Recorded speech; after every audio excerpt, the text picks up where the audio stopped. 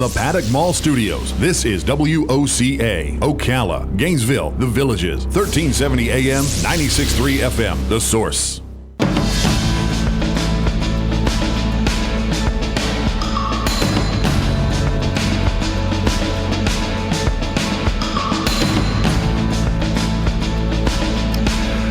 All right, in the past, we've had Tim Potter in the studio with us before. He is with the First Church of Christ Scientists, and one of the things that we've talked about probably every single visit was the healing power of God and the healing stories that Tim was able to tell us about some of the folks who have been healed simply by, following what the scriptures say. And it is a lesson that's a hard pill to swallow, because in today's world, we always think this is the best way and that's the best way, and everybody's written a book about something.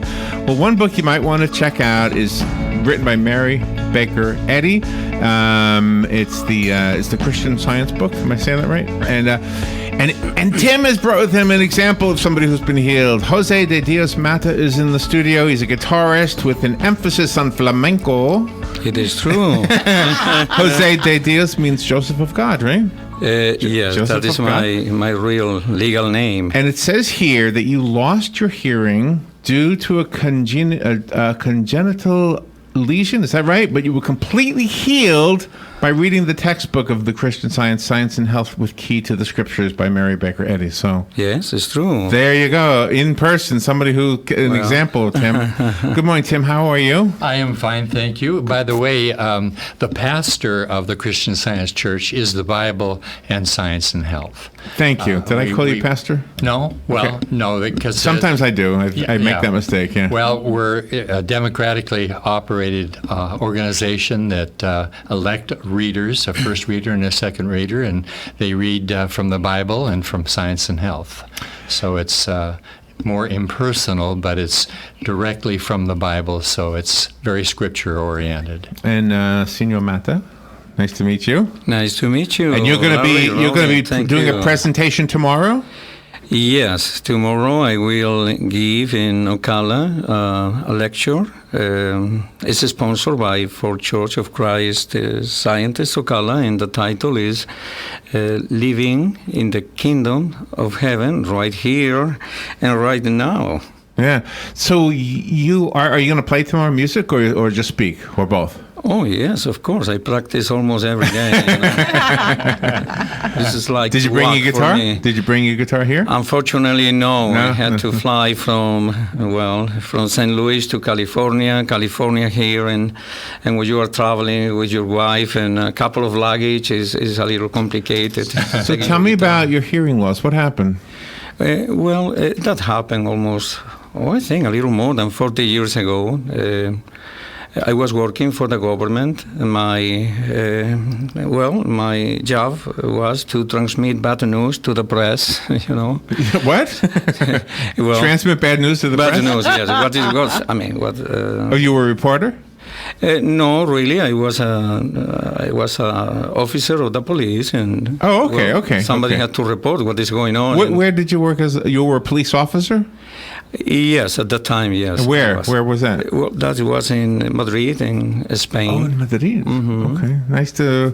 So what? How'd you? Well, no, I don't want to go there. Tell me about the hearing loss. So you lost your hearing then? Well, one day I couldn't transmit anything, because I couldn't hear somebody like you, asking me questions. Just all of a sudden? Suddenly, although I knew I had this kind of physical problem that my grandmother had and my mother, and eventually the doctor said to me that I could have the same situation. So in that particular time in my life, I couldn't. I lost hearing almost completely, and unfortunately, in my work, they told me that I would not be able to continue working if I don't resolve the problem. And the medical doctor said to me, you had to have an immediate surgery. I don't know why I was not... I was reluctant to have surgery. Mm-hmm. I was taking care of a family member that was in a hopeless situation. Mm-hmm. The doctor, they couldn't do anything more for her. So I took the decision not to have surgery. And I was searching about different kind of healing methods. So how were you searching? In today's world, we go online. Exactly. Right? Well, how did you do it back then? Where did you go to the library? Asking to people. I remember the first time I went to visit somebody was called Dr. Galleta, the cookie doctor, you know. The cookie doctor. It was very popular near to Madrid, and I bet. and cookies. the people they went Like cookies. So I consulted with him about the situation and also with my relative, but I couldn't find a solution. After somebody said to me, "Why you don't build a pyramid very big in your bed? Maybe that is going to help you to heal better." And I mean, I did many things. I don't understand the word. Are you saying A pyramid. Pyramid. Oh, a pyramid. Yes. Oh, I remember that phase when we went through Okay. that. Yeah, that didn't work, did it? No, in my case, So did you try it? Did you put a pyramid on your head? I built on my bed a very big one, you know. See? All right. So who led you to marry Baker Eddy? Who did that? Or Or to God, maybe is a better way to ask that. Well, finally, you know, because I couldn't work, I took the decision to teach guitar. And Without being able to hear? you know, you can hear notes, you can hear sounds. You know, it's quite interesting. While you're deaf, you could hear sounds, but not. I couldn't hear words, but something is ingrained in your heart that you could hear Oh, that's awesome. the sound. Really? Yes.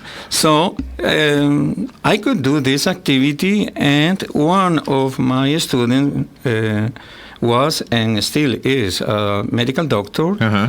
And he knew that I was reluctant to, you know, to follow a medical treatment or surgery, and he advised me to read the book of Christian Science and Health with Key to the Scriptures, written by a woman, Right. Mary Baker Eddy, and definitely I said to him, no.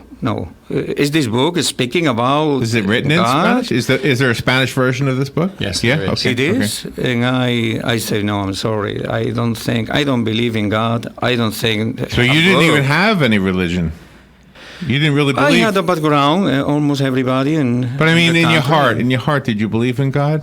It is hard to believe in a God that you don't see, you Correct. don't understand, Correct, and there was like a little dichotomy in my feelings about if I am a believer or I was not, you know. But I was a good person, and I was a musician. I think you are. I can see it in Yes, you. of course. Yeah. So the natural manifestation of good, it was my daily life. I was trying to help others and to be sincere, to be merciful, and I think that important qualities that were already ingrained in my heart were helping me at the right moment to understand. When finally I took the decision to read this book, that was in my heart. That language of love, that is God's ideas, were in my heart. Was there something in the book that you said, "Oh, I'm going to try this"? Let's think of it as a cookbook. Was there a recipe in the book that Mary Baker Eddy wrote that you said, "Oh, I'm going to try this"? Well, there were many ideas, of course. I didn't know at the beginning for what page I had to start, you know. I was not a natural reader, you know. I think the only book I was reading, because it was mandatory, was Don Quixote de la Mancha, you know. So Okay. I didn't like How old to were you read. 40 years ago? You don't look much older than 40 now. Well, no, I am not 40 now. How old were you then, 40 years ago? I was probably, at that time, I was 21, 22. Wow, you look very young. Very young. No, I mean, you look young right now. Well, thank you so much. Well, I keep myself moving. Do you still live in Madrid? Well, that is more difficult to understand. I live part of the year in Spain, and indeed, every 3 months we go back and forth between the States and You and your wife? Spain. Yes, me and my wife. So when you started applying the principles that are in the book, applying, I was reading it. I was not really expecting. Oh, you were just reading it? I was reading it. I say to, my friend, okay, the medical doctor, I don't want anybody read to me. I don't want to go any church. So, this is something I want to do by myself. So by reading it, that's all you had to do? Well, I thought I was I would say, skeptical about it.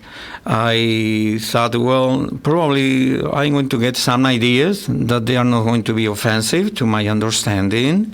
And I start to read, from the beginning. But did it help you reach out to God in any way, or did that come later? Well, I didn't know exactly what was the nature of God. Or at least the God I was taught at that moment. And the first thing I was reading is something like the spiritual healing in Christian science results now as in Jesus' time. So I think so. It's no different now than it was in Jesus' time. To have a healing, yeah. I didn't know that. I start to continue reading day and night. I mean, the book was my constant companion every day. What did it do for you, though? I mean, did it leave you thinking? Did it leave you praying? What did it actually do for you? I'm not sure exactly at that moment, but it's like to open my appetite for a relationship. Yes, for a relationship with God. And very soon I understood. I could see what is God. As a principle, as divine love, as a life, truth, and these are connected through spiritual ideas. But I didn't know what I was, and when I could understand what was my relationship with God, everything seemed to change in my consciousness. And I would say that probably between 12 and 14 days, I start to read the book. One day I was walking, it was a Sunday, a very noisy day in the city, and a substance come out from one of the ear, and suddenly I start to hear this strange sound, very loud. Both ears? The same thing happened to both ears? Well, the substance come out from one of the ears. From one of them, okay. And I start to listen and to hear very, very well. So I thought, I just came to the world of normality, and Did you cry? And I didn't cry. Were you happy? And what happened? I was not happy. I was not happy because my silent world allowed me not to listen many things. Oh no! First of all, I was living in an apartment that was very close to an American Air Force base. Oh, noisy? Was it noisy? This kind of, airplane when they, are very, very noisy. And now, that is, people were concerned about it, So, I took the decision to go to the medical doctor that said to me what was my problem, and he was very surprised. He said to me, "Where and when did you have surgery?" I go, "Doctor, I didn't have surgery," and he couldn't believe it. He said to me, "Come on, maybe you went to Italy, to Portugal, and because it was a military, I couldn't leave the country without a special authorization." And I insisted I didn't do anything. Wow. But he said, "There is evidence of a perfect surgery here."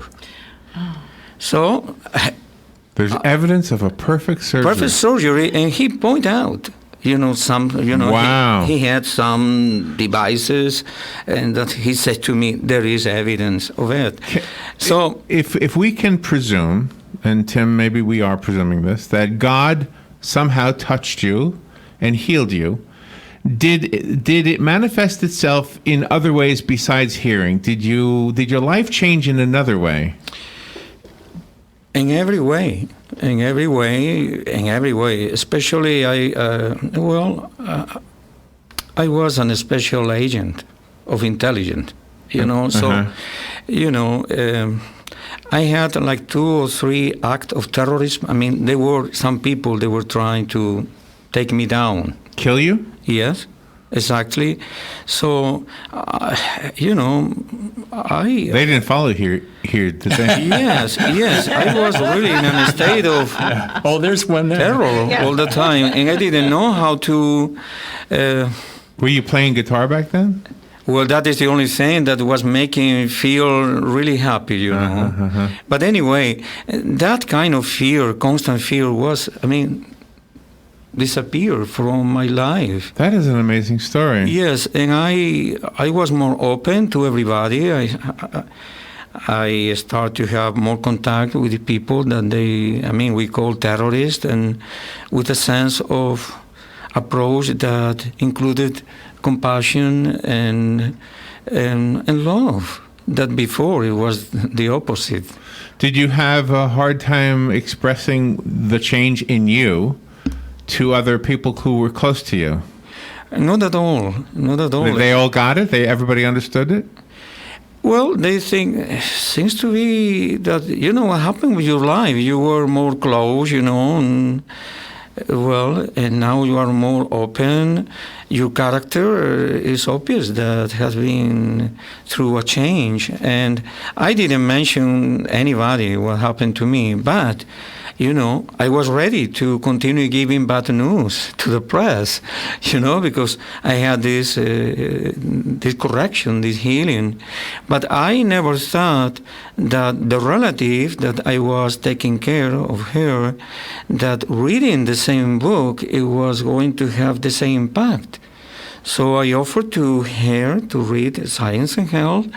Of course, she said yes, and I was doing constantly for 2-3 hours every day, and very soon she started to have a normal sense of life. She was moving and eating, and finally the doctor mentioned to us that it was an incredible case of spontaneous recovery of a sickness that they didn't know what it was. How long was that? How long did it last, the deafness? The deafness... was it a year or? Well, I would say that probably around 9 months. 9 months, okay. Uh-huh. So if you could go back in time to your younger self, what would you say to your younger self? Is there something, would you have chosen a different career? Would you have chosen a different path in life? Career. Well, in my country at that time, it was mandatory to have a service to the... Correct, yeah. To the country. You had to enter in the military. So... because my father was a policeman, we have this unique possibility that I could follow the career. Mm-hmm. And instead of being 2 years serving the land, the country, I had to be 3 years. But with the difference that I will receive a economic compensation every month. Well, that was the reason why I took the decision to enter in this activity. You're giving the lecture right here at the Weber Center at the College of Central Florida. Mm-hmm. And why did you choose, how did you choose this, living in the kingdom of heaven right here and right now? How did you choose that particular theme for this lecture? I think it was the choice of the Church of Christ Scientists in Ocala. Mm-hmm. Oh, you heard about him, Tim? Well, he has different lectures that he gives, and this is the one that we chose that we thought the community would enjoy hearing. So how'd you hear about him? on YouTube or something? Well, no, he's part of the International Board of Lectureship okay. That's sponsored by the Mother Church, the First Church of Christ Zionist in Boston. But one of the interesting things that kind of comes out in his comments here is that the last 100 pages of Science and Health are strictly testimonies of people who were healed simply by reading the book, without anybody helping them other than the ideas that they were gaining from the inspiration that Mrs. Eddy had and began to write down. Can you explain that? Why does that happen? It's kind of a spiritual revelation. It's when you have a new concept that you have not seen before. I kind of refer to it as a paradigm shift. That makes sense, you stop thinking from a limited standpoint to a spiritual or unlimited standpoint. And she, in her book, directs you to the Bible, though. Absolutely, all of her ideas came from the Bible and her in-depth study of it. But she healed tremendously. She was known as a healer. She would even lecture, and people would leave the lecture healed. So that was the reason behind the growth of Christian Science. It was quite phenomenal. So, Jose, do you go to a doctor now, or what are your thoughts now on modern medicine, as we call it? I respect very much modern medicine. I have very good friends, and indeed, my son-in-law is a medical doctor. Okay. So sometimes we are able to speak about how to help others, and I mean, I have so much respect for the medical profession. 40 years ago, I thought, well, maybe healing is going to be the beginning, but I never thought that it was going to go for me. It was going to be a way to heal of all kind of physical condition, or that it was going to be possible for me to be able to help and to heal others. And after 40 years, I want to say with all my heart that this is a real possibility that everyone can so do many it. times in religion, Christianity maybe specifically, but I think all religions, so many times we talk about the end of life. We talk about God's role in carrying us over to after we die, to heaven or to the next life or whatever. What I like about some of the messages that you bring to us, Tim, is the fact that God is not just here for the end. He's here every day. Yeah. And somebody like Jose, he's only in his 20s, and has this moment where his life isn't over, and the quality of his life doesn't have to be diminished, and he fixes it. And you're walking proof that some kind of amazing surgery happened without a doctor present. He was speaking last night at the Marion County Prison, men's prison, and sharing some of those outstanding healings. And certainly those that were there were very, very attentive to what he was sharing. And that goes along with the emotional healing as well. You had a physical healing. Some people maybe need an emotional healing, some kind of a personality healing. Yes. I thought that Christianity was very active today to repair or to correct the moral suffering. That too, yeah, absolutely. Yes, that is understandable, but I never thought or never heard about the possibility that somebody could be healed through a spiritual means, and what I have saying is, yes, it is possible for each one of us. Mm-hmm. I love it. I love what you're saying. So you're going to be in Ocala, across the street tomorrow at the Weber Center, and then on Sunday you're going to be in Gainesville? Up at the Christian Science Society at 3010 Northwest 16th Avenue in Gainesville. Oh, okay, okay. Yeah. And I like how you have 2 lectures you're focusing on, one in Ocala and then a different lecture in Gainesville. That way people can go to hear you speak on both lectures, and that's pretty amazing. And play. Speak and play, right? Play, yeah. I wanna hear you play. I love flamenco. Well, the next time When you play, do you have a girl in a red dress dancing? I'm sorry? When you play, do you have a girl in a red dress dancing? Well, I used to have many years ago my own company, and I have in the company, people were dancing, singing, and Castanets? clapping the hand, and of course, and yes, it was a beautiful experience. And it's very interesting because those people were gypsies, and at that time in my country, gypsies, they didn't have any idea. You were asking them, how old are you? They said, I don't know. Oh, no. Oh, my Come on, God. we need to be in a hotel. What is going to happen when the police come and they require your passport or identification? No, we can't. We can't be in this place, you know. But I was learning that these illiterate people that they didn't know how to read and to write, but with the rhythm they were able to perform beautiful words. I said, well, who was teaching you these words? And they said to me, nobody. This is something is coming to my heart right now. And Oh, wow. so, Life is a mystery, right? That is exactly, the inspiration is doing a lot for You all are a of us. gentle soul, Joseph of God Mata. Jose de Dios. Yes, and Mata is a little bush. It's nothing about A little like bush, to kill. yeah. Yes, wide and inoffensive and sweet. Yeah.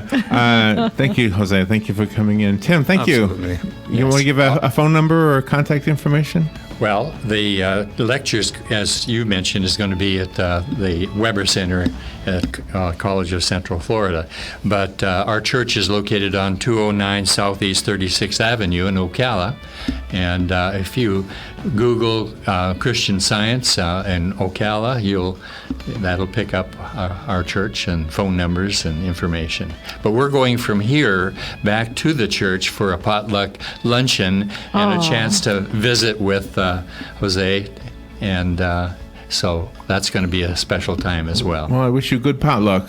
I don't know what potluck is. Thank you, Lori. You're wonderful. Both of you. Jose and Tim, thank you. Thank you both for what you Nice do. to be here. Thank All right, you. great interview. We will be right back.